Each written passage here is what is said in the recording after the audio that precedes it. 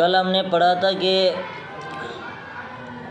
کن لوگوں کی جو دعا ہے وہ رد نہیں کی جاتی۔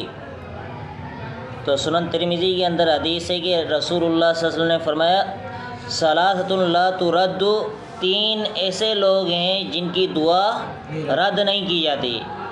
ایک الصائم، روزہ رکھنے والا، حین یفطر، جس وقت وہ روزہ کھولتا ہے۔ دوسرا ہے والامام العادل، امام عادل جو ہے انصاف کرنے والا، اس کی دعا رد نہیں کی جاتی۔ تیسرا ہے ودعوۃ المظلوم، اور مظلوم کی بد دعا، مظلوم جب دعا کرتا ہے تو اس کی دعا بھی اللہ تعالیٰ قبول فرماتا ہے۔ یرفعها اللہ فوق الغمام، یعنی مظلوم کی دعا اللہ تعالیٰ اس کو اٹھاتا ہے، بادلوں کے اوپر بھی وہ چلی جاتی۔ وتفتح لها ابواب السماء، اور اس کے لیے آسمانوں کے دروازے کھول دیے جاتے ہیں۔ اور اللہ رب العالمین فرماتا ہے وعزتی، میری عزت کی قسم، لانصرنک، میں ضرور تیری مدد کروں گا، اگرچہ تھوڑی دیر کے بعد ہی کر لوں، تھوڑے عرصے کے بعد، تھوڑے وقت کے بعد کر لوں، لیکن مدد لازمی کروں گا، مظلوم کی مدد۔ اسی طرح رسول اللہ صلی اللہ علیہ وسلم نے ایک اور حدیث کے اندر جو ہے وہ سنن ترمذی، ابو داؤد اور ابن ماجہ کی جو روایت ہے کہ تین شخصوں کی دعا جو ہے وہ قبول کی جاتی ہے، لا شک فیہن، ان کی دعا کے اندر کوئی شک نہیں ہے، یعنی ان کی دعا قبول ہوتی ہے۔ ایک دعوت الوالد، ایک والد کی دعا، جو والد اپنے بچوں کے لیے، اولاد کے لیے دعا کرتا ہے تو اللہ تعالیٰ اس کی دعا رد نہیں کرتا، قبول ہوتی ہے۔ اسی طرح وہ دعوت المسافر، مسافر کی دعا بھی اللہ تعالیٰ قبول فرماتا ہے۔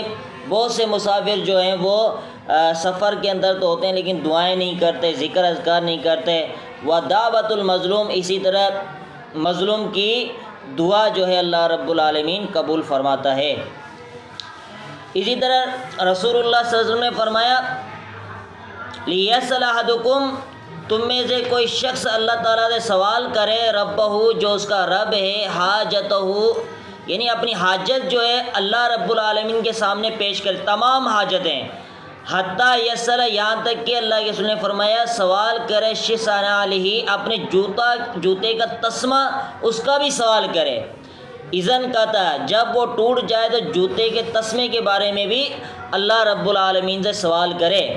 یعنی یہ کتنی باریک بینی اللہ کے رسول صلی اللہ علیہ وسلم نے ہمیں سکھائی ہے کہ چھوٹے سے چھوٹی دعا بھی جو ہو وہ اللہ رب العالمین سے کیا کرو، اپنی چھوٹے سے چھوٹی حاجت، پریشانی وہ اللہ کے سامنے رکھا کرو، لوگوں کے سامنے نہ جھکو، لوگوں کے سامنے اپنی پریشانیاں نہ رکھو، اپنی پریشانیاں صرف اللہ رب العالمین کے ساتھ شیئر کرو۔ تو یہ اللہ کے رسول صلی اللہ علیہ وسلم نے ہمیں درس دیا ہے کہ اپنی ساری امیدیں اللہ سے وابستہ کرو، باقی لوگوں کے سامنے جھکنا، تھوڑی تھوڑی چیزوں کی وجہ سے لوگوں سے مانگنا شروع کریں تو اس سے یہ کہ ہم اپنا پروٹوکول اللہ کے ہاں بھی گرائیں گے اور لوگوں کے ہاں بھی ہم اپنا پروٹوکول گرا دیں گے۔